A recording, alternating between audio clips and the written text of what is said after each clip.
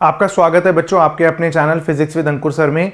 इस वीडियो के अंदर हम जनवरी सेशन 2026 जेईई मेन के रे ऑप्टिक्स के क्वेश्चन करेंगे। टोटल 20 क्वेश्चन आए हैं रे ऑप्टिक्स के। आप समझ सकते हैं कि जेईई मेन जैसा पेपर जिसमें टोटल 28 चैप्टर में से 25 क्वेश्चन आते हैं, एक चैप्टर से एवरेज एक क्वेश्चन नहीं आता है, उससे रे ऑप्टिक्स से हर पेपर में 10 पेपरों के अंदर हर पेपर में एवरेज 2 क्वेश्चन आए हैं। तो ये चैप्टर काफ़ी इंपॉर्टेंट है JEE main point of view से, नीट पॉइंट ऑफ व्यू से। नीट में इससे हम 3 से 4 क्वेश्चन तक एक्सपेक्ट कर सकते हैं। आइए स्टार्ट करते हैं जेईई मेन जनवरी सेशन के रे ऑप्टिक्स के क्वेश्चंस। तो एक बार क्विकली देख लीजिए इसमें इंपॉर्टेंट टॉपिक्स क्या हैं। ऑप्टिकल इंस्ट्रूमेंट्स के 2 सवाल आए हैं, reflection of light 3, refraction TIR और प्रिज्म के 7 सवाल, और लेंस और रिफ्रैक्शन थ्रू स्फेरिकल सरफेस वगैरह पे टोटल 8 सवाल। ठीक है, चलिए तो स्टार्ट करेंगे अब हम सवाल बाल को।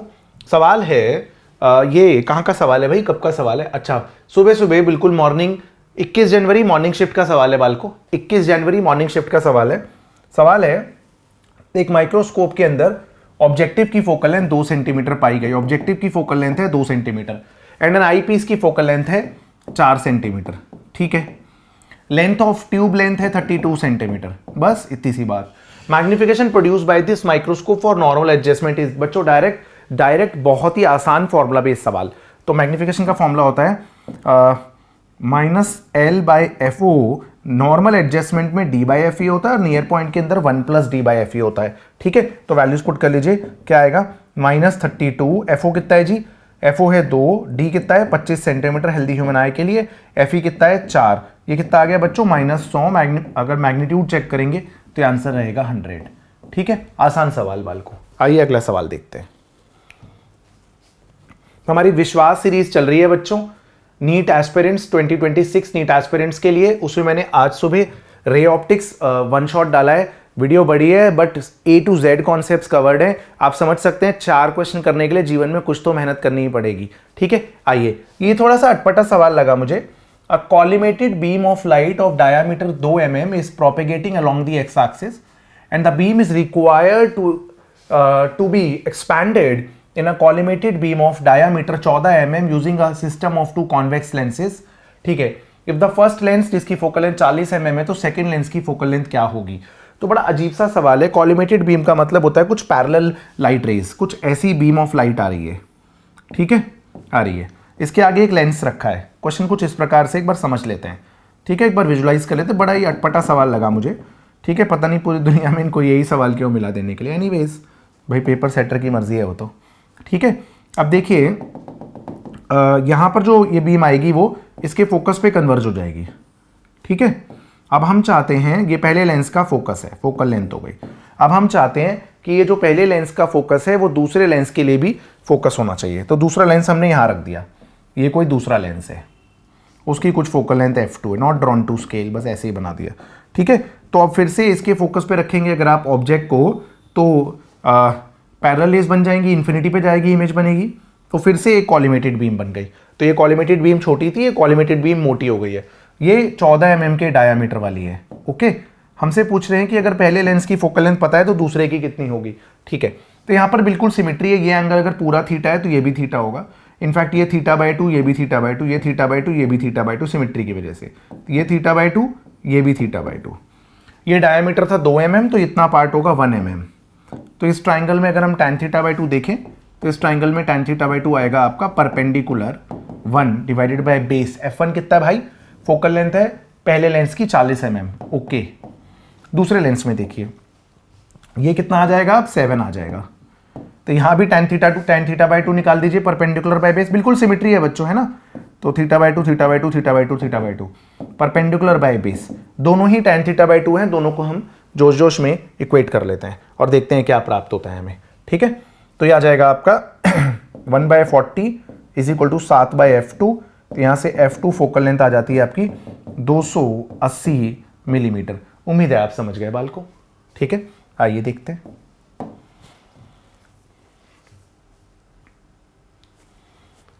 प्रिज्म इस बार काफी आया है, प्रिज्म के अच्छे क्वेश्चंस भी आए हैं, काफी आए हैं। तो प्रिज्म के क्वेश्चन जेईई मेन के अगर हम करें पीवाईक्यू तो हमें काफी लाभ हो सकता है।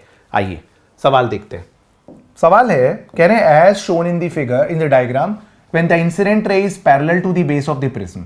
इंसिडेंट रे बेस के पैरेलल है, ये एंगल 45 गिवन है। ये 45 तो अल्टरनेट एंगल से ये भी 45, क्योंकि इंसिडेंट रे बेस के पैरेलल है, रिफ्रैक्टेड रे नहीं, रिफ्रैक्टेड रे होती थी नहीं, यहां पर इंसिडेंट रे पैरेलल है, याद रखिएगा। If the refractive index of the material of the prism √2 है तो थीटा एंगल कितना होगा, ये वाला एंगल कितना होगा। हाँ तो ठीक है, क्या दिक्कत है, रुकिए बिल्कुल सही बात है। इसको R2 मान लीजिए, इसको R1 मान लीजिए, ये A मान लीजिए एंगल ऑफ प्रिज्म। तो मैं आपको बता देता हूं, बेसिकली यहां स्नेल्स लॉ लगेगा, यहां स्नेल्स लॉ लगेगा, R1 और R2 निकल आएगा, उसके बाद R1 प्लस R2 A के बराबर होगा, उसके बाद तीनों एंगल्स का सम 180 डिग्री होगा, वहां से थीटा निकल आएगा। आप समझ गए मैं क्या बोलना चाह रहा हूं, ठीक है। तो सुन लीजिए, यहां पर ग्रेजिंग इंसिडेंस पे जा रहा है ना, डायग्राम में दे रखा है ना, हाँ एमरजेंट ग्रेजेज अलोंग दी एमरजेंटरी ग्रेज कर रहा है यहाँ पर। तो सुन लीजिए, तो ये जो पी पॉइंट है ना, यहाँ पर स्नेल्स लॉ अगर आप लगाएंगे तो यहाँ पर जस्ट TIR हो रहा है, तो आपको पता है ना साइन क्रिटिकल एंगल हो गया R2, sine R2 is equal to refractive index of rare medium 1 upon refractive index of prism √2, मैंने डायरेक्ट लगा दिया, तो यहाँ से R2 45 डिग्री आ गया आपका, R2 की वैल्यू 45 डिग्री है। ओके बच्चों, अब यहाँ पर फिर से लगाइए स्नेल्स लॉ Q पॉइंट पे, स्नेल्स लॉ एट Q, तो 1 इंटू इंसिडेंट रे के साथ ये भी 45 बनाएगा ना, नॉर्मल के साथ 45, नॉर्मल के साथ इंसिडेंट रे 45 बनाएगी ना, तो 1 into sine 45 mu into sine theta is equal to medium के अंदर रिफ्रैक्टिव इंडेक्स है √2 इंटू, हाँ √2 इंटू साइन R1, तो ये 1/√2 है, ये भी 1/√2 नीचे आ गया, is equal to sign R1। यहां से R1 की वैल्यू 30 डिग्री आ गई है ना। आप बचपन से जानते हैं ये बात ज्योमेट्री से कि जो एंगल ऑफ प्रिज्म होता है वो R1 प्लस R2 होता है, तो एंगल ऑफ प्रिज्म क्या आ गया आपका R1 plus R2, 45 plus 30 75 degree आ गया, ठीक है। अब आप जानते हैं एंगल सम प्रॉपर्टी ट्राइंगल की 45 डिग्री प्लस ये एंगल ऑफ प्रिज्म जो कि 75 था प्लस थीटा मिला के 180 डिग्री होना चाहिए, और ये कितना हो गया है, थीटा यहाँ से 60 डिग्री आ गया है बच्चों। तो बढ़िया क्वेश्चन था यार, पूरी मेहनत थी इस क्वेश्चन के अंदर। आसान क्वेश्चन को तो मैं इसे आसान तो नहीं मानूंगा, लेकिन बेसिक लॉजिक लग रहा है, इसमें डायरेक्ट फॉर्मुले नहीं लग रहा है। आप सोचे कि डायरेक्ट फॉर्मुले से लपेट देंगे सवाल, तो कुछ नहीं होने का इसमें, है ना। बेसिक लॉजिक लग रहा है, Snell's law Snell's law Snell's law, बस सब कुछ फेल हो जाए दुनिया में तो स्नेल्स लॉ पे आना पड़ता है, और क्या है बाल को, ठीक है।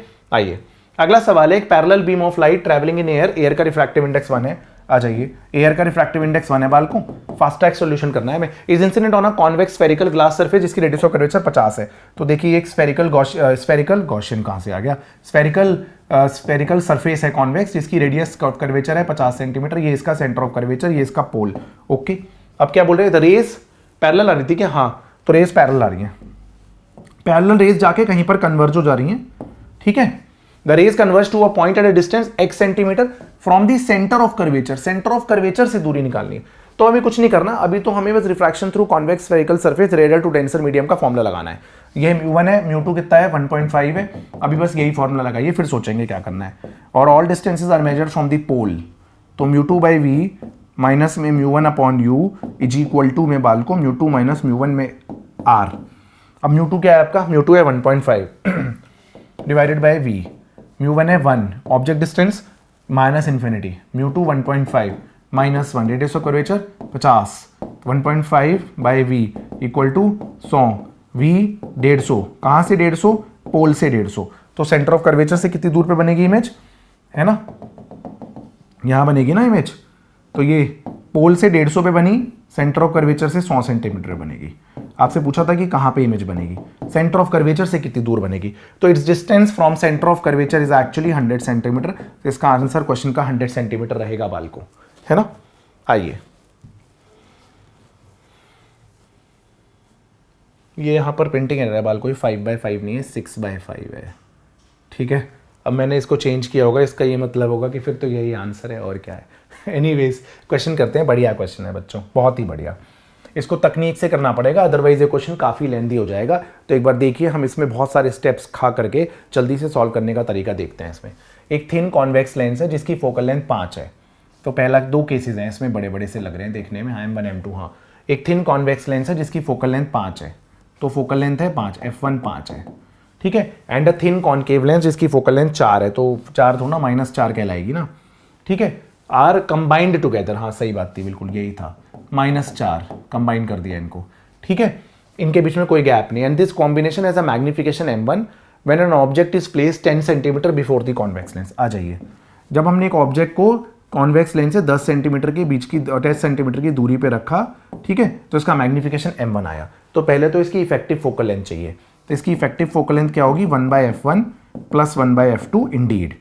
तो इसकी इफेक्टिव फोकल लेंथ आ जाएगी आपकी 1/5 माइनस 1/4, है ना। तो ये आ गया एलसीएम आपका 20, तो ये आ गया 4 माइनस 5, तो यहाँ से इफेक्टिव फोकल लेंथ आ गई आपकी -20। तो ये सिस्टम यहाँ पर डाइवर्जिंग सिस्टम बन जाएगा, तो ये जो है ना फोकल लेंथ नेगेटिव आ रही है। अच्छा सुनिए, अब यहाँ पर ना आपको एक फॉर्मूला याद रखना पड़ेगा। लेंस के केस में मैग्नीफिकेशन का फॉर्मूला f/f+u होता है, और ना इसमें साइन कन्वेंशन लगाना होता है। अगर फोकल लेंथ नेगेटिव है तो नेगेटिव डालना है, पॉजिटिव है तो पॉजिटिव डालना है, यू नेगेटिव है तो नेगेटिव डालना है, पॉजिटिव है तो पॉजिटिव डालना है। पहले केस में इन्होंने बोला मैग्नीफिकेशन m1 है, फोकल लेंथ तो आई हमारी इफेक्टिव -20, फिर -20, और ऑब्जेक्ट कहाँ रखा था -10 पे रखा था, -10 पे रखा था, तो यहाँ से मैग्नीफिकेशन 2/3 आ गई। पॉजिटिव तो आनी थी क्योंकि जब ये डाइवर्जिंग सिस्टम है तो ये वर्चुअल इरेक्ट इमेज बनाएगा, ठीक है। तो पहले केस के मैग्नीफिकेशन का आंसर मुझे 2/3 प्राप्त हो गया है, ठीक है। ये इंपॉर्टेंट बात था कि f/f+u लगाएंगे तो आपका काफ़ी स्टेप्स बच जाएंगे। तो ये बहुत बढ़िया क्वेश्चन था, m1 आया, अभी था नहीं, है भाई, है अभी जिंदा है क्वेश्चन, अभी कर रहे हैं भाई लोगों। देखिए, तो रे ऑप्टिक्स से भी प्यार है, जेईई में अच्छे आए हैं, नकली क्वेश्चन नहीं है बालकों, है ना। व्हेन एन ऑब्जेक्ट इज, अच्छा हो गया है, तो keeping the position of convex lens and the object undisturb, मतलब कॉन्वेक्स लेंस वही है और ऑब्जेक्ट भी वही है, मतलब ऑब्जेक्ट की दूरी लेंस से 10 सेंटीमीटर ही है, ओके, नो प्रॉब्लम। इसकी फोकल लेंथ कितनी थी, 5 थी ना, 5 थी। क्या करा गया है, हाँ, A gap of 1 centimeter is introduced between the lenses by moving the concave lens away। हाँ यही हो सकता है, और क्या होगा, तो मेंशन किया है बढ़िया तरीके से। कॉन्केव लेंस को पीछे ले जाकर के आपने दोनों के बीच का एक गैप ला दिया 1 सेंटीमीटर का, तो ये अब आपका दोनों के बीच में 1 सेंटीमीटर का गैप है, ओके, नो प्रॉब्लम। अब फिर से मैग्नीफिकेशन पूछी होगी, हाँ अब फिर से मैग्नीफिकेशन पूछी, तो याद रखिएगा बच्चों, वैसे तो इफेक्टिव फोकल लेंथ दो लेंसेज के बीच में अगर गैप हो तो उसका फॉर्मूला होता है 1/f1 plus 1/f2 minus small d/f1f2। तो अगर आपसे कभी इफेक्टिव फोकल लेंथ पूछी जाए और दो लेंस के बीच में दूरी दी जाए तो आप ये क्वेश्चन कर सकते हैं, 1/f1 वन फॉर्मूला लगा सकते हैं 1/f1 plus 1/f2 minus d/f1f2।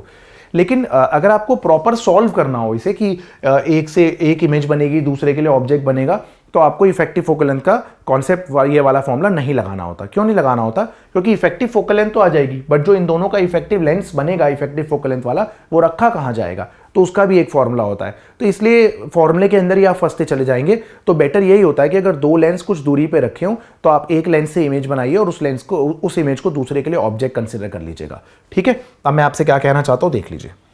तो इसकी फोकल लेंथ है 5 और ऑब्जेक्ट 10 पे रखा है, तो इमेज 10 पे बनेगी ऑपोजिट साइड पे, ठीक है, इमेज 10 पे बनेगी। तो जो लेंस ने बनाई इमेज वो कहाँ बनाई, लेंस ने बनाई इमेज 10 सेंटीमीटर पे, समझ गए ना आप, क्यों 2f पे रखा है ना, तो 2f पे बनेगी, तो ये बन गई 10 पे, लेंस से 10 पे, है ना, कॉन्वेक्स लेंस से 10 पे। तो कॉन्वेक्स लेंस का मैग्नीफिकेशन क्या होगा, m' ले लेते हैं, f/f+u। वैसे तो -1 ही आएगा मैग्नीफिकेशन, आप जानते ही हैं, 2f पे रखने पे 2f पे इमेज बनती है, रियल इन्वर्टेड सेम साइज बनती है, तो जरूरत ही नहीं है वैसे तो। चलो लेना तो ले लो, f/f+u सॉल्व कर लो, 5/5 -10, आप समझ गए ना, -1 आ गया, तो कॉन्वेक्स लेंस का मैग्नीफिकेशन आ गया। अब जो कॉन्वेक्स लेंस ने इमेज बनाई है वो वर्चुअल ऑब्जेक्ट का काम करेगी दूसरे लेंस के लिए। अब मैं ये वाला पार्ट इरेज कर रहा हूं, तगड़ा मामला है, ठीक है। चलिए रे ऑप्टिक्स एकमात्र चैप्टर है जो थोड़ा अच्छा है, बिना इंटीग्रेशन डिफरेंशिएशन के, भाई सब बिना कैलकुलस के भी लपेट दिया इन्होंने, तो अच्छा लगता है मुझे इस मामले में। m" मान लीजिए, अब कॉन्केव लेंस के लिए वर्चुअल ऑब्जेक्ट हो गया 9 सेंटीमीटर पे और उसकी फोकल लेंथ आपको पता है, तो फॉर्मूला आप क्या लेंगे, f/f+u, है ना, और इसकी फोकल लेंथ है -4 डिवाइडेड बाय -4, और लेकिन ऑब्जेक्ट वर्चुअल है तो +9, तो ये आ जाएगा आपका माइनस का ना, चेक कर लें एक बार, f/f+u, हाँ ठीक है, तो फोकल लेंथ तो -4 है, यहाँ भी -4 है, u आपको कॉन्केव लेंस से पॉजिटिव लेना पड़ेगा ना ऑब्जेक्ट, सही लग रहा है बच्चों, सही लग रहा है बिल्कुल, है ना। तो ये आ जाएगा माइनस का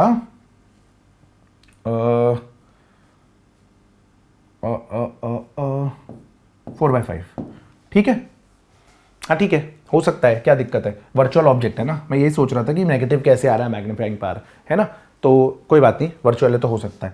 तो m' इंटू m" कर लीजिए, तो ये आपका आएगा 4/5।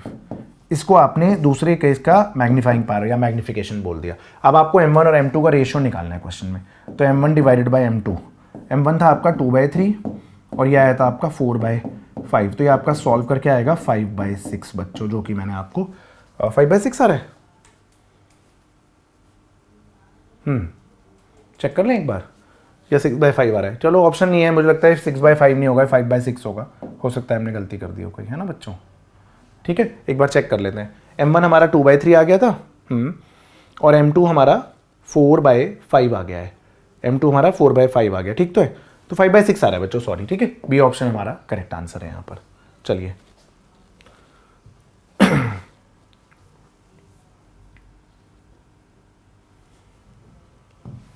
आइए बच्चों देखते हैं ये वाला सवाल क्या पूछ रहा है। सवाल देख लेते हैं एक बार क्या है।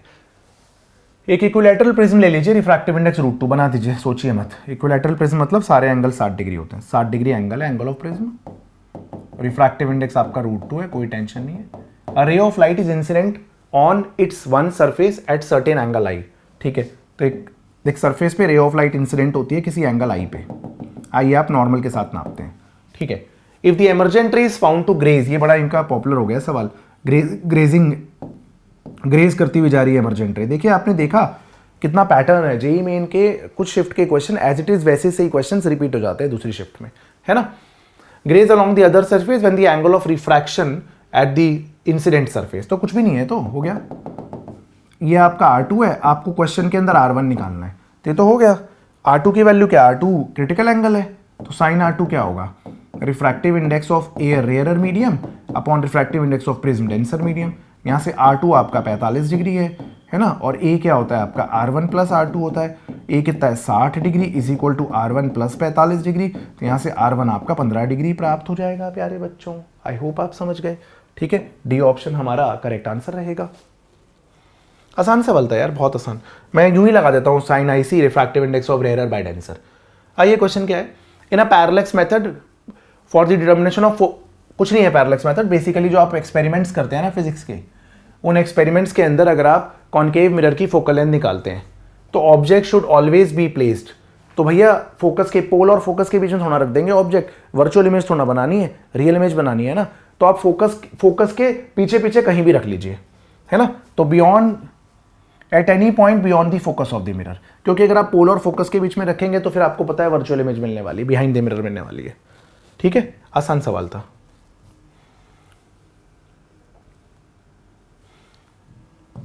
आइए बाल को देखते हैं ये वाला सवाल क्या पूछ रहा है। सवाल है बाल को, consider light travelling from medium ए, तो मीडियम ए से लाइट मीडियम बी में जा रही है, okay, separated by a plane interface, तो था ही। If the light undergoes total internal reflection during its travel from medium A to medium B, यानी डेंसर टू रेरर जा रही है, यानी ये डेंसर मीडियम है और ये रेरर मीडियम है, और लाइट का हो गया TIR, है ना, TIR हो गया।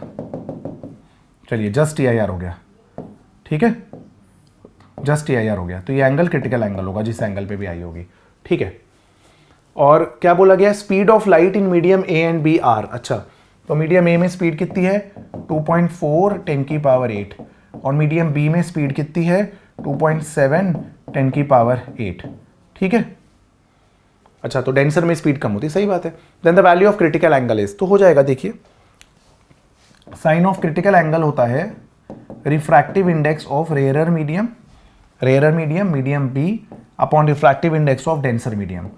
क्यों भाई, क्यों होता है रेयरर बाय डेंसर, आप याद रख लीजिए ना, साइन IC होता है रिफ्रैक्टिव इंडेक्स ऑफ हल्का medium upon refractive index of denser medium, क्योंकि साइन थीटा 1 से बड़ा नहीं होता, सिंपल है ये तो। So sine theta sine critical angle is refractive index of rarer medium upon refractive index of denser medium, और रिफ्रैक्टिव इंडेक्स इनवर्सली प्रोपोर्शनल है स्पीड ऑफ लाइट के, है ना, या speed of light inversely proportional refractive index, तो speed of light in medium A upon speed of light in medium B हो गया ये। तो ये हो गया आपका साइन ऑफ क्रिटिकल एंगल, तो ये हो जाएगा आपका 2.4 अपॉन 2.7, तो सॉल्व करके आता है 8/9, सॉल्व करके क्या आता है ये साइन ऑफ क्रिटिकल एंगल 8/9, तो क्रिटिकल एंगल आ जाता है साइन इनवर्स 8/9 ऑप्शन। अच्छा, 9/8 तो होता ही नहीं है साइन इनवर्स में। अच्छा, तो बदतमीजी है बच्चों, सॉल्व करते हैं। देखिए क्रिटिकल एंगल का आंसर आ चुका है, बट इन्होंने ऑप्शन में बदतमीजी दे रखी, क्योंकि जेई मेन है तो मैथ्स भी लगवा लेते हैं। तो देखिए आपका साइन IC आया है 8/9, ठीक है, हाँ, साइन थीटा होता क्या है परपेंडिकुलर बाय हाइपोटेन्यूज, तो ये बेस क्या आ जाएगा आपका 81 माइनस 64 17, है ना, तो यहाँ से tan IC क्या आएगा, tan IC आएगा परपेंडिकुलर बाय बेस, तो यहाँ से क्रिटिकल एंगल IC क्या आएगा, tan इनवर्स में 8/√17, tan इनवर्स में 8/√17। तो ऑप्शन डी आपका करेक्ट आंसर रहेगा बच्चों। तो बदतमीजी है, मतलब वैसे तो आंसर आ ही चुका था, कोई बड़ी बात नहीं थी। एनीवेज थोड़ा फास्ट ट्रैक सोल्यूशन करते हैं बालको। आइए अगला सवाल क्या है बालको हमारा, देखिए।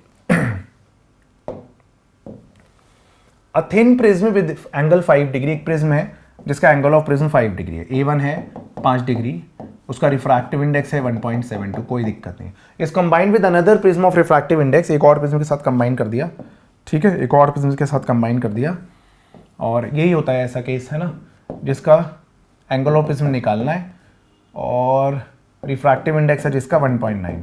चाहिए क्या आपको इसमें, आपको चाहिए प्रोड्यूस डिस्पर्जन विदाउट डेविएशन। तो डिस्पर्जन तो हो बट डेविएशन ना हो, डिस्पर्जन हो बट डेविएशन ना हो, मतलब इंसिडेंट रे, ऐसा बेसिकली कुछ ऐसा सिनेरियो, इंसिडेंट रे, ठीक है, यहाँ पर डिस्पर्जन हुआ, यहाँ डिस्पर्जन हुआ, बाद में पैरेलल निकल गए, निकल तो साथ कलर रहे हैं बट इंसिडेंट रे के पैरेलल निकल रहे हैं, इसका ये मतलब होता है, ठीक है। तो आपको डेविएशन नहीं चाहिए, तो पहले प्रिज्म का मीन डेविएशन, दूसरे प्रिज्म का मीन डेविएशन मिला के 0, डेल्टा होता है μ-1 into A plus μ-1 into A equals to indeed 0। सही है बच्चों। अब सुनिए μ-1 क्या होगा, ओहो 0.72, A1 कितना है 5 डिग्री, ये होगा 0.9 इंटू A2 इक्वल टू 0। तो ये आ जाएगा आपका A2 माइनस का 0.72 इंटू 5 डिवाइडेड बाय 0.9, ठीक है। तो ये आ जाएगा आपका 8, ये आ जाएगा 10, तो A2 आ गया आपका माइनस का 4 डिग्री, माइनस ये इंडिकेट कर रहा है कि प्रिज्म आपने अगर ये ऐसे रखा है तो ये वाला प्रिज्म ऑपोजिट ऑर्डर में होगा, बस मैग्नीट्यूड में सिर्फ 4 डिग्री, एक्चुअली में एंगल नेगेटिव नहीं हो सकता, तो माइनस बस यही बता रहा है कि दूसरा प्रिज्म आपने उल्टा रखा हुआ है। ओके, देखिए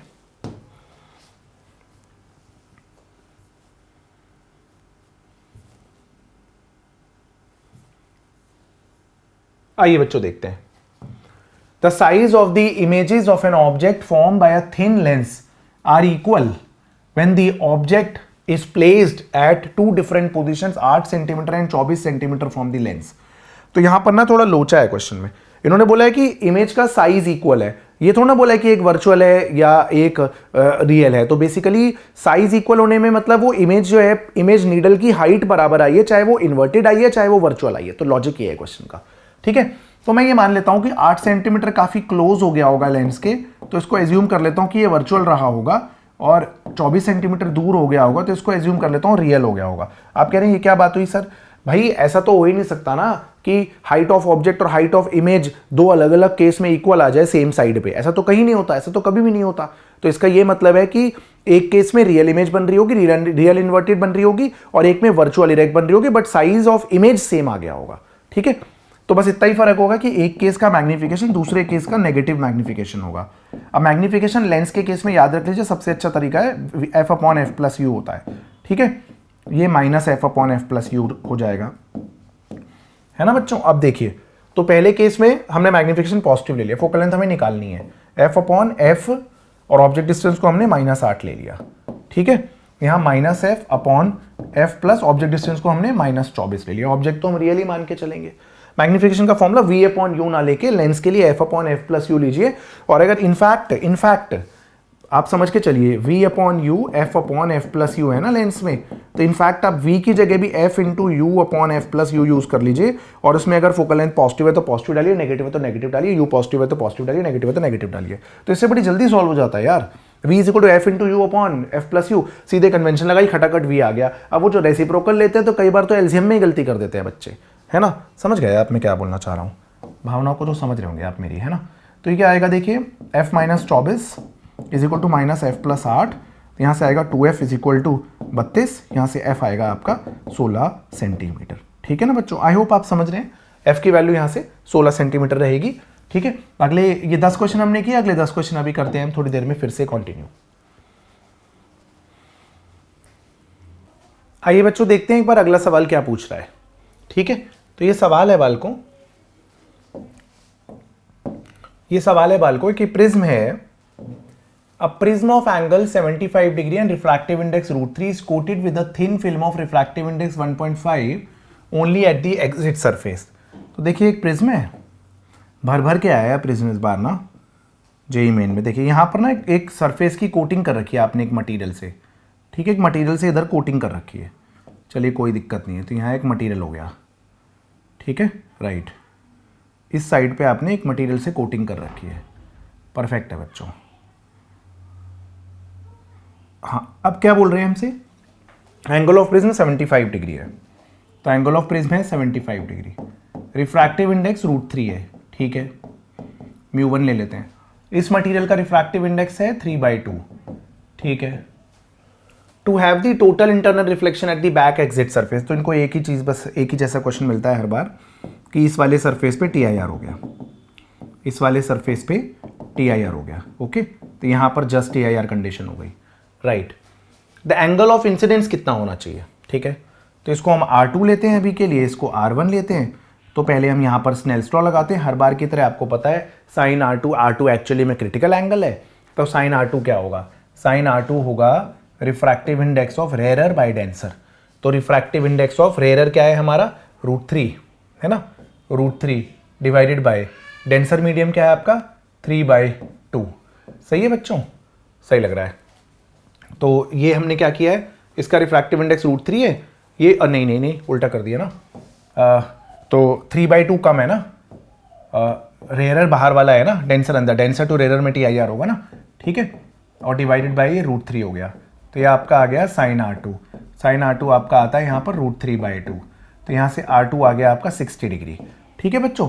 sign of critical angle rarer medium by denser medium, denser to rarer जाते वक्त TIR होता है ना, बेसिकली यही है। और अच्छा, उसके बाद आप जानते हैं एक प्रॉपर्टी कि R1 और R2 का सम एंगल ऑफ प्रिज्म के बराबर होता है। तो A तो 75 डिग्री है, R2 आप निकाल चुके हैं 60 डिग्री, तो यहाँ से R1 आपका 15 डिग्री आ जाएगा, यहाँ से R1 की वैल्यू कितनी आ जाएगी, 15 डिग्री आ जाएगी। अब यहाँ आप फिर से स्नेल्स लॉ लगाइए, ठीक है। एक बात और याद रखिएगा कि R2 60 या 60 से ज़्यादा चाहिए क्योंकि TIR करना है, तो R1 टोटल अगर 75 है तो R1 15 या 15 से कम चाहिए, तो I की जो वैल्यू आएगी वो एक्चुअली में इस उतनी या उससे कम होनी चाहिए, ठीक है। तो यहां पर आ जाएगा 1 × sin I is equal to √3 × sin R1। sin R1 है आपका sin 15 डिग्री। तो अब आप देख लीजिए एक बार, √3 sin 15 डिग्री हो जाएगा आपका 0.25 और 1.73 डिवाइडेड बाय 4 करेंगे तो ये वही आएगा 0.43 आ जाएगा 0.43। तो यहाँ से साइन आई की वैल्यू जो है वो 25 डिग्री आ गई, तो आई आपका जो है वो 25 डिग्री आ गया। तो आई की मिनिमम वैल्यू 25 डिग्री होनी चाहिए।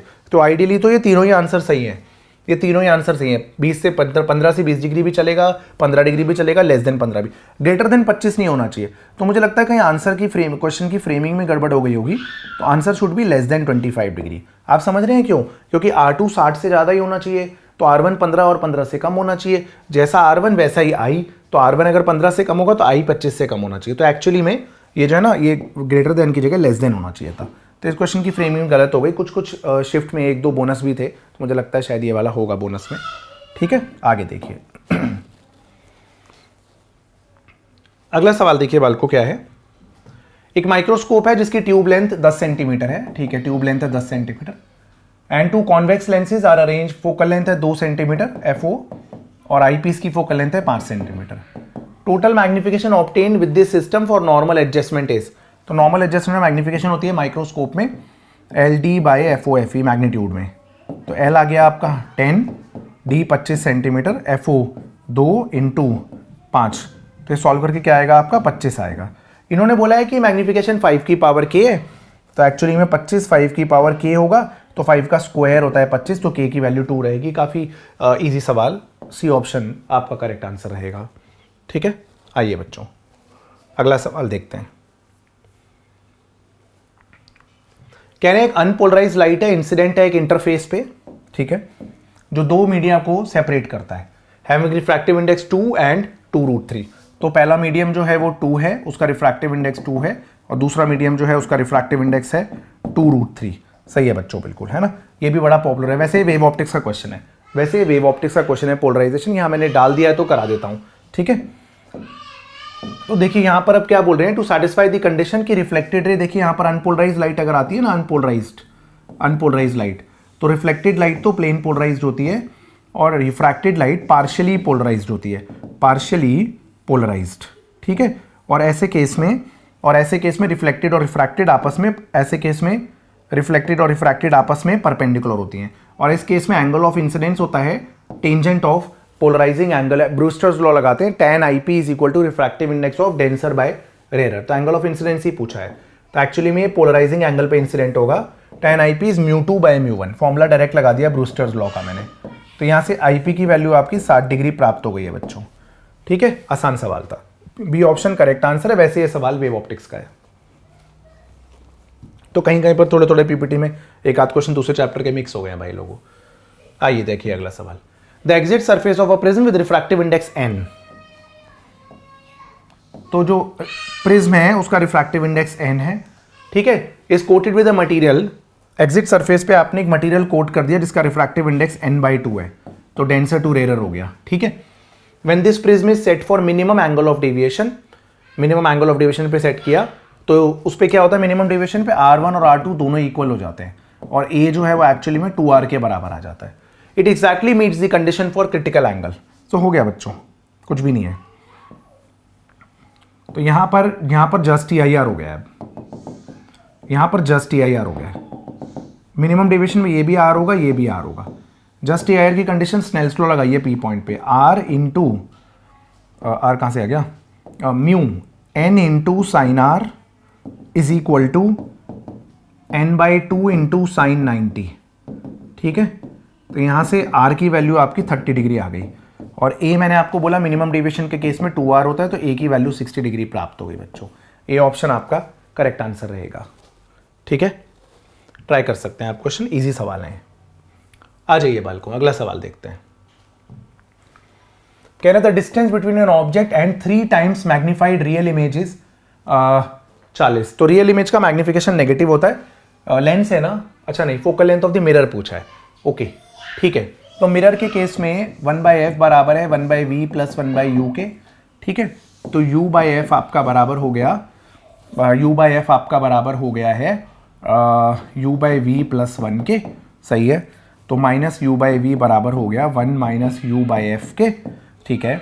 माइनस u/v बराबर हो गया f minus u upon f के।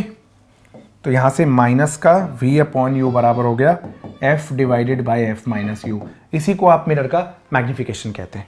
अब रियल इमेज बनानी है 3 टाइम्स, तो magnification -3 is equal to f upon f minus u, है ना। ऑब्जेक्ट डिस्टेंस आपको, अच्छा फोकल लेंथ नहीं है आपके पास, है ना, नहीं है focal length. The focal length of the mirror used is, अच्छा ठीक है, कोई नहीं, फिर पूरा सॉल्व करते हैं, रुकिए। तो देखिए कहानी क्या है, हम ऐसे कर सकते हैं इसको कि हमें बोला गया है कि v अपॉन यू जो है माइनस v अपॉन यू -3 है। Distance between the object and it's 3 times magnified image 40 है, वो अलग बात है। तो v की वैल्यू यहाँ से 3 टाइम्स u आ गई है, ठीक है बच्चों, सही है। अब क्या है, आपको बोल रहे हैं कि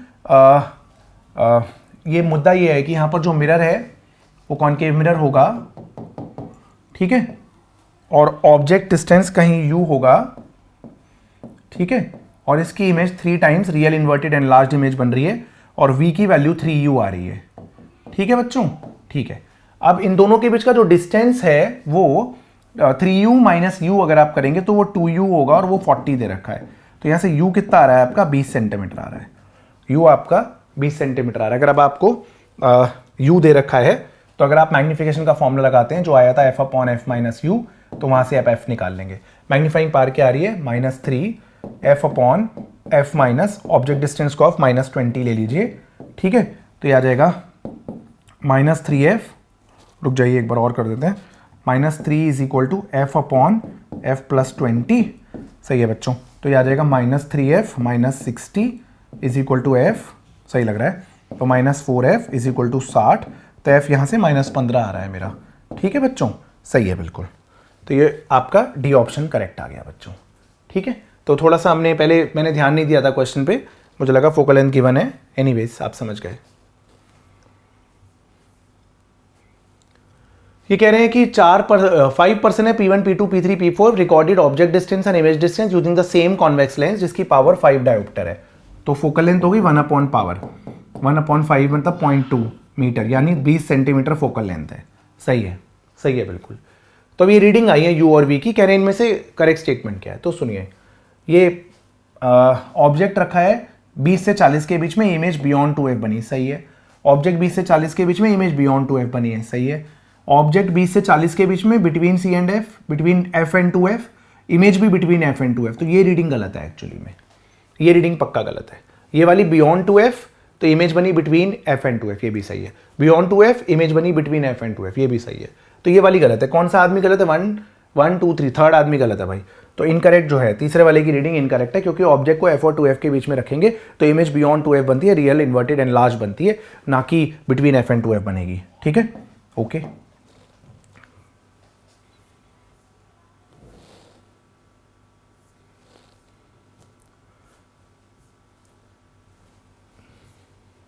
आइए बच्चों देखते हैं सवाल एक बार। एक कॉन्वेक्स लेंस है जिसका रिफ्रैक्टिव इंडेक्स 1.5 है, फोकल लेंथ 18 है। ठीक है, तो फोकल लेंथ पहले एयर में क्या होती है, μ-1 इंटू में इक्वी कॉन्वेक्स लेंस के लिए 2/r होती है। ये फोकल लेंथ इन एयर है। ठीक है, परफेक्ट है। इसको आपने पानी में डुबो दिया। The difference in focal length of the given lens when emerged in water is. तो जब आप इसे पानी में डुबो देते हैं तो फोकल लेंथ चेंज हो जाती है। देखिए, वैसे इसमें म्यू था 1.5 -1 2/r। ठीक है, तो यहां पर focal length in air actually में r के बराबर आ जाती है और 18 आ जाती है, जो क्वेश्चन में गिवन ही है। सही है। पानी में डुबोने पे क्या होगा, refractive index of lens, refractive index of पानी -1 2/r। सही है। तो आ जाएगा फोकल लेंथ इन वाटर आपका 9/8 4r, यानी 4 times focal length in air, यानी 72। दोनों का डिफरेंस निकालना है, तो फोकल लेंथ इन पानी minus focal length in air, 72 - 18 54 answer रहेगा बच्चों। ठीक है, आई होप आप समझ गए मैंने क्या किया। काफ़ी जल्दी किया मैंने, इसलिए कि थोड़ा सा समय बचेगा आपका। क्विक सॉल्यूशंस मैंने करने की कोशिश करी बाल को। ठीक है, आ जाइए एक और सवाल कर लेते हैं बस अब हम, और एक आध सवाल रह गए हैं हमारे 2026 मॉर्निंग शिफ्ट के। वो मैं जो एक वीडियो डालूंगा जिसमें 2021 से 2025 के क्वेश्चन होंगे, उसमें वो इंक्लूड हो जाएंगे। अगले वाले में थोड़ा सा डायग्राम में एरर है, वो दोबारा बनवा लेंगे डायग्राम। ठीक है, 2021 से 2025 के जेई मेन के रे ऑप्टिक्स के 25-30 क्वेश्चन आपको दूंगा, उसमें ये 1-2 क्वेश्चन ऐड कर दूंगा। शायद हमने 18 कर दिए, 1-2 रह गए। ठीक है, तो the magnitudes of power of a biconvex lens of refractive index 1.5 and that of a plano concave lens of refractive index 1.7 are same।